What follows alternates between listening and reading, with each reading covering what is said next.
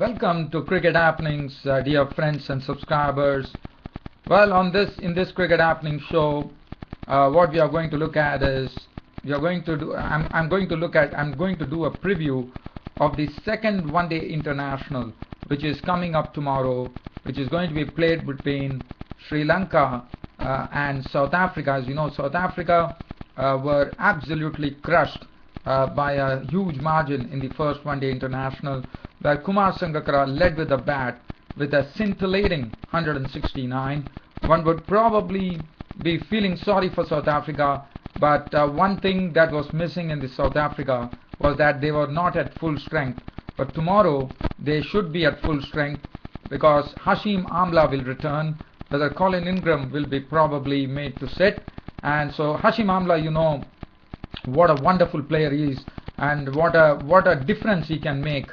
Just his presence can make a great difference. He's such a wonderful, lovely player to watch, classical in the classical mold, and so he will be back. So that would really strengthen this South African side. And the other good thing for them is that the one-day specialist bowler Lonwabo Tsotsobe will be back into business.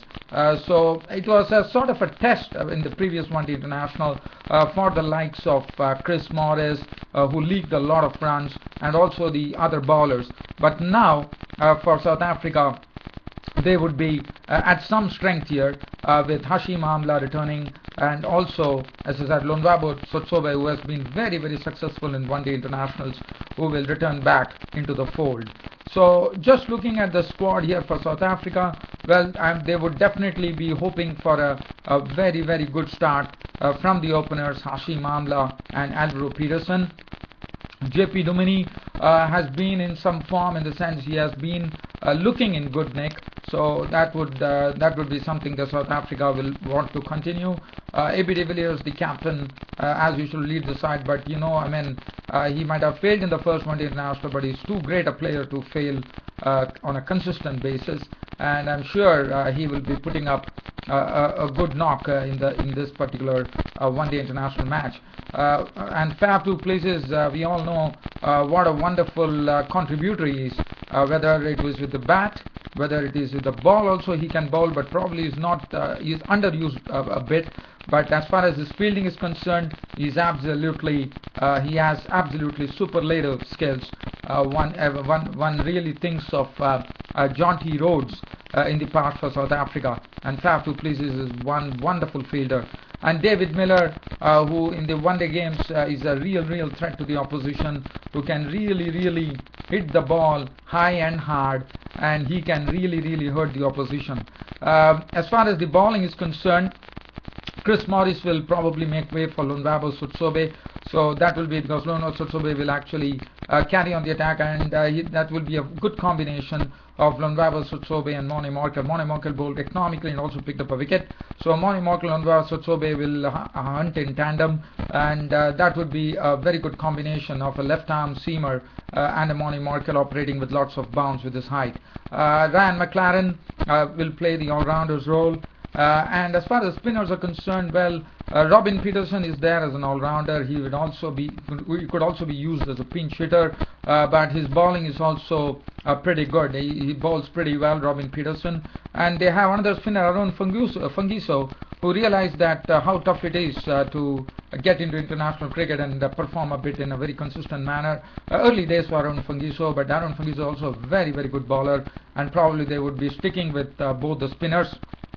And especially considering the fact that there could be rain is probably forecast tomorrow, so it's quite possible that if the pitch dries up, the spinners can really come to the fore, and that's the precise reason probably South Africa would rather stick on with the two spinners, Robin Peterson and Arun Fungiso, even though he leaked 50 runs in his quota of 10 overs the other day.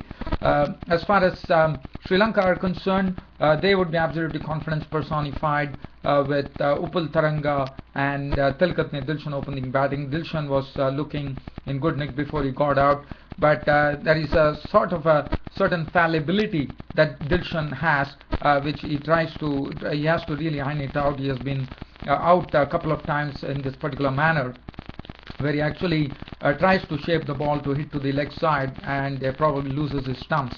Upal Thananga is a very able opener along with Thiruvennantha Dilshan. Kumar Sangakkara, well, you know what he did. I mean, such a wonderful knock from this classic Kumar Sangakkara. I mean, he has done. I mean, he is still doing some wonderful service to Sri Lankan cricket. Mahela Jayawardene, always one of those wonderful players, along with Kumar Sangakkara, the veteran. Both two veterans in this Sri Lankan outfit. Lairo Thirimane always has been compared with the stroke making to Kumar Sangakkara, the way he actually bends himself and cover drives the ball, and much is expected of Lairo Thirimane.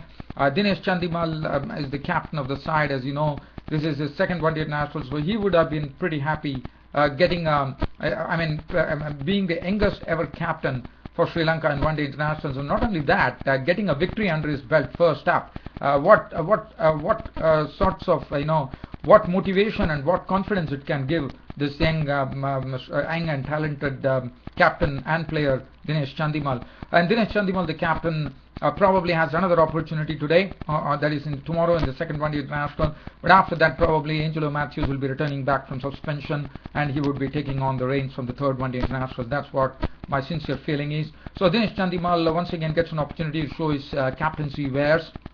With the experience that he has, that he can glean a lot of advice from Kumar Sangakkara and Mahela Jayawardene, his peers there. And then Jahan Mubarak, also a very, very good player in one-day cricket. Thusar Pereira, you know how he has made his comeback into this Sri Lankan team, and really showed why with some big hitting towards the end. And then we look at the Sri Lankan pace attack. Lasith Malinga, we all know what a threat he is to South Africa, and what sort of bowler he is. As far as Shaminda Ranga is concerned, also a very good bowler, but probably Shaminda Ranga, I have a feeling that he has to really develop his death bowling. In the death bowling, he normally falters and leaks a lot of runs.